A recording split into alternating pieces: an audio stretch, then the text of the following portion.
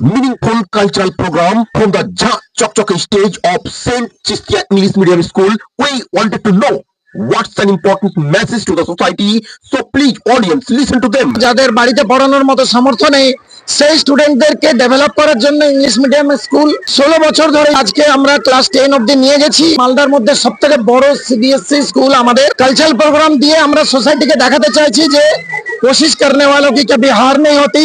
আপনাদের এই পদক্ষেপকে শতবার ধন্যবাদ জানিয়ে জানতে চাইবো স্যার আপনার নামটা প্লিজ। আমার নাম তন্ময় মিত্র।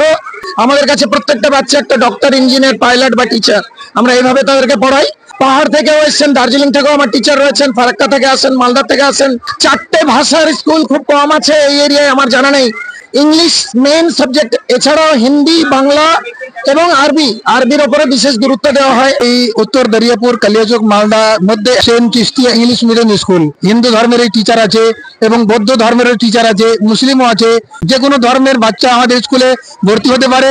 আমাদের স্কুলের ওনার হচ্ছেন হুজুর সৈয়দ মাসুদ আহমদ কলিম জিস্তুল কাদরি, মিরানপুর কাদরাসা। টমেটো কেমন থাকে দেখতে?